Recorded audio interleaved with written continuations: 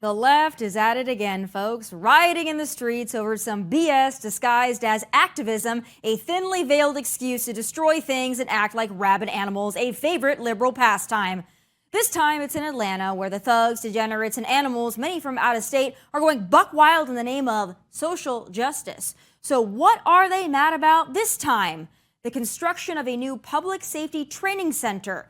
Yes. No kidding. The people who repeatedly claim police need more training are going bananas over the construction of an Atlanta public safety training center. The protesters are also apparently angry about the death of 26-year-old Manuel Esteban Paez-Terán, a non-binary it who went by the name Little Turtle in Spanish.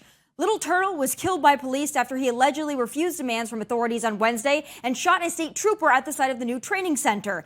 That state trooper is in stable condition, thank God. But the mainstream media will tell you Little Turtle was a perfect angel activist who was assassinated in cold blood. Those same members of the mainstream fake news media will also once again claim the weekend of burning, violence, property damage, assault, explosives, and shooting at officers was mostly peaceful. And while doing all of those things is ding, ding, ding violent, CNN wants us to be careful with that word because words and truth hurt. Whittle wibble feelings. Roll it.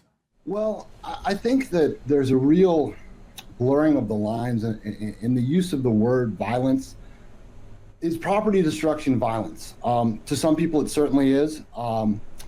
But, you know, this idea that breaking windows or other acts of property destruction are the same as actual violence against humans it's kind of a dangerous and slippery concept. You know, you keep using these words violent,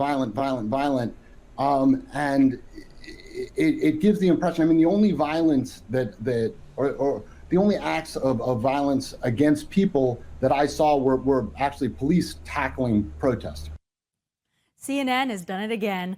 But even Atlanta's Democrat Mayor Andre Dickens is calling BS on that gaslight, telling CBS's Face the Nation that rioting, smashing, shooting, burning, and otherwise terrorizing the city is not in fact peaceful. Folks, these are the same outlets who just a couple of weeks ago spent an entire day, the last 2 frickin' years, recounting the horror of January 6th. Yes, a single day. I just can't with these liberals. The mental gymnastics are exhausting. Up next, I'm joined by Josie, the Red Headed Libertarian, to discuss Atlanta, Classified Joe, and so much more. That's next. Despite Press Secretary Karine Jean-Pierre telling us 1, 2, 3, 4, 5, 6 times the search of Classified Joe was complete. The search is clearly complete. They completed the search. The search is complete. He is confident in this process. You should assume that it's been completed, yes. After the search concluded last night, that search was completed last night. Whoopsies, they found more. Again, this might be the most twisted game of Where's Waldo I've ever heard. But why is it that Trump is raided and Joe is just searched? Well, let me ask my next guest, political commentator, Josie, the Red Headed Libertarian. All right, Josie, I got to get into this with you because to me, it seems like the walls are closing in on classified Joe Biden. I think Democrats are ready to throw him under the bus any minute now. What's your take on it? I absolutely agree. So they either want him to resign or they want to impeach him or they want a 25 AM or they just want to make it so he can't ever run again. And we got to ask why. And I wonder if they have some sort of controlled person they want to slide in over him. I'm not sure they want Kamala there, but I'm thinking maybe like a Pete Buttigieg or Gavin Newsom, like as a 2024 candidate. But whatever they're doing, we know that they're doing this to lay groundwork so that they can apply it to Donald Trump. So I think that this was all part of the plan. So maybe I'm a conspiracy theorist who has happened to have been right about a lot of things over the last several years, as we all have in the conspiracy theory world. But I have a conspiracy theory that I think that this was all planned. I think that they knew that Joe had these classified documents long, long ago. I don't think that they were unaccounted for this many years. I think that they well knew that they were going to find this. I think that they timed it right to put it out there. And I'm not even so sure that Joe wasn't in on all of it. Quite frankly, I think this was all part of the plan. Get him elected, give him a couple of years, throw him under the bus. He goes to the retirement home. They insert Kamala or Gavin or somebody else. And I think that this is working out exactly how they constructed it. Yeah, he's got too many bad sound bites. They don't want him to be the 2024 guy. They want the old guard out and the new guard in. But they're still going to have the radical guard because that's what they've done for the last 2 years. And Joe has been a willing puppet. I mean, he's done everything that they have wanted him to do. But I wonder, do you think it would be worse for our country and for our freedoms if we had a Kamala really take the reins or a Gavin Newsom take the reins? I know that you fled from a blue state. I fled from California. My worst nightmare is Gavin Newsom in that White House. Yes. Absolutely, I agree. Coming from a blue state down to the free state of Florida, I had to save my children. I had to get out of there. I can't imagine turning the whole country into Gavin Newsom's California. That's my worst nightmare. Agreed. And he is such a smooth talker, Josie. I think that that is what concerns me the most because Joe is a bumbling idiot. Kamala, she is also a bumbling idiot. There are a lot of bumbling idiots over on the Democrat side. But Gavin Newsom, for as much as I detest him, he speaks well. He is very Barack Obama-esque. And I think that the American people will be fooled. I don't even think them looking at California and saying, boy, that's kind of a woke disaster. I think that his charm and his way that he speaks and his charisma, I think it's going to override all of that. Do you think he's going to be able to pull that off, whether it's sooner or in 2024? Because I think either way, we're going to get a candidate Newsom. Yes, I agree. I think that the goal is to pit him up against DeSantis. I think that they want to have his eloquence in speaking and his charm and his charisma, because that's the kind of stuff that wins election. I think they want to put that up against Governor DeSantis, who's a little more abrupt and a little more brass. And I think that's who they want to face him if DeSantis is the candidate. And I dread it, but I could see Newsom winning because he's been marketing California as a free state in the same way Ron DeSantis is, which is bizarre. As we're watching, this is insane.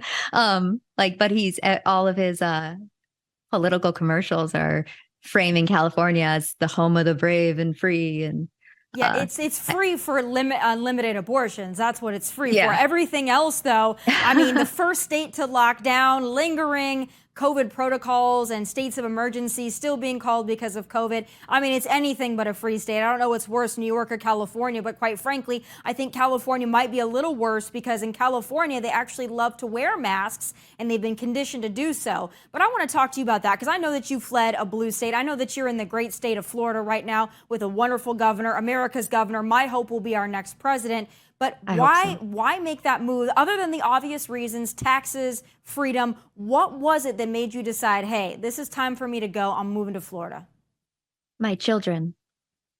So they were all up in just the school, starting in 2020, they were just in a regular public school and the schools all shut down. And I have 3 children. And at the time they were 11, 10, and 4.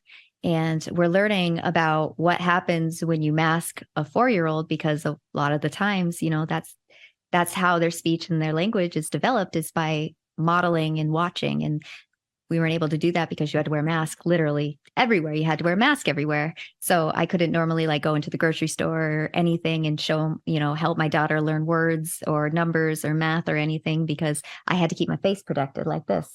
So she was being delayed for that. And then it comes into 2021. And, at the same time that we're having all of this COVID stuff up there, it's also a lot of SEL is in the schools, the CRT is in the schools, and also queer theories in the schools. So we're having my oldest daughter, who's a tomboy, we're having people question her gender and her sexuality. And she's a middle schooler, she's little, and they're trying to plant ideas in her head. So that's another issue that was making her uncomfortable because she didn't know how to face it. So I'm dealing with that on top of the COVID stuff, delaying my other daughter's speech. And then we're getting to the point where they're trying to mandate vax passports for kids over 6. And they did that in a lot of cities. So my oldest daughter that I just mentioned, who's the tomboy, she's got a condition, a 1 in a million condition. It's called CRMO, chronic recurrent multifocal osteomyelitis, where her immune system breaks her bones. And she was treated in a Boston hospital for that. And they were trying to make it so if I took her to get her treatments at the Boston hospital, I wouldn't be able to stop anywhere with her and feed her, or, if she got sick or something, I can't stop anywhere because she's not vaccinated, because why would I put an experimental vaccine into my child with this 1 in a million disease? So we're getting to this point where I can't stop anywhere now. So I can take her to have her treatments, but we're not allowed in a restaurant, because she's not vaccinated, neither am I. So, that's just like strike 3 at this point. So, we're like, all right, it's just time to get out of here. We got to go to a free state. We get to Florida and it's like COVID isn't even here. Nobody's masking. I don't know anybody who's got sick since I moved here almost a year ago. No one in my girls' schools are getting sick. No one my husband works with has gotten sick. Like it's not a thing. And whereas up in Massachusetts, it's another pandemic. They're looking at putting masks back on everybody again. So I don't know if it's the vitamin D. I don't know if it's the vaccine. I don't know what it is, but for whatever reason, it's healthy in Florida. Everybody's healthy. Yeah. So I'm really happy. It's a great move. Yeah, freedom is really good for people. It's good for the body. It's good for the mind. It's good for the soul. And I think Florida is such a great state. I'm in Tennessee. We're very similar in Tennessee. There's a lot of states. My home state of South Dakota, we never shut down for COVID. That wasn't even a thing there. It didn't touch us. We didn't have masks. We didn't have anything in my home state of South Dakota. So there's a lot of states that stood for freedom. But I wonder, though, what the next step is in all of this, because you do have these free states like Tennessee, like Florida, like South Dakota, like Texas, but you also have a lot of liberals that are moving to these states, and you'd think that they would vote for freedom, but I'm not so sure that COVID mentality hasn't worn off and people are forgetting, having a little selective amnesia as to why they moved to these states. I'm very concerned. I don't want to see Tennessee become like Austin, Texas. I don't want to see Florida become like Austin, Texas. I don't want to see that liberalism creep in. Are you seeing it at all where you are in Florida? What's great about Florida, statistically, I can't remember who did the survey on it. It could have been Scott Pressler, but everybody moving there is red. So Florida's growing more and more red. It was like plus 20 over Charlie Christ or Christ or whatever his name is. Ron DeSantis beat him out, and the Hispanic population all votes red. So Florida, thank God, is getting redder and redder, and a lot of that's turning off a lot of the left wing from moving here because like the "Don't Say Gay" bill and all the propaganda, that's scaring them away, which is beneficial for us because we read the bills and we know what they are, and it scares them away. They don't want to live in a state that's like that. So oh well. But yeah, I'm not seeing it here in Florida, thank God, but I feel like it is happening in Arizona. A lot of the Californians are going to Arizona and turning that blue. So it does still happen in other states, unfortunately. It does. It happens here in Nashville. This has been a blue city for quite some time, but we have no fear of Tennessee turning blue. It's a pretty red state. You take out Nashville and Memphis and maybe a little bit of Knoxville and you're solidly red. So we have that insulation here, which is always nice to see. Last question I have for you. I know you love Ron DeSantis, but I also know that you're a libertarian. So how does that factor in? And do you think libertarians, when it comes to vote in 2024, do you think that they're going to go the Trump route, the DeSantis route, or is there somebody else that you guys are cultivating within that libertarian movement that you think is primed and ready to go? I'm a small L libertarian, so I'm like Thomas Massey, Rand Paul. So I'm a pragmatist. I know that a libertarian candidate can't win, so I'm going to vote for the closest thing to liberty that I can find. I'm going to vote for the person over the party. And there are a lot of libertarians that are following that suit. It's called the small L libertarian versus the big L party libertarian. The plan for big L libertarian is they're always going to have a presidential candidate, but they're going to start focusing more on getting liberty candidates into like the sheriff's office, off the school board, on town councils, places where they can make a difference on a local level, and start to build up from there. It's going to be a process, probably like a 10, 15, 20 years, but that's how the communists infiltrated America. So we're going to have to infiltrate them with liberty just right back by beating them at their own game. Well, I love that. And I think within the conservative movement, the America First movement, there's a lot of libertarianism just built in there. I wouldn't necessarily call myself a libertarian, but when it comes to the social issues, I don't really care what people do. I'm like you. I'm about freedom. Don't push it on me. Don't push it on children, and don't make me pay for it. But other than that, let your freak flag fly. I really don't care what you do. And that's the liberty that I think is really ingrained and embedded in the conservative movement as a whole. So I'm excited to see it. I think that there's a lot of liberty to go around, and we'll have to wait and watch. I don't think it's going to be Joe Biden in 2024. I can tell you that much. But Josie, thank you so much for spending the time with me today. I really appreciate it. And I'm so happy that you are enjoying red Ron DeSantis, Florida.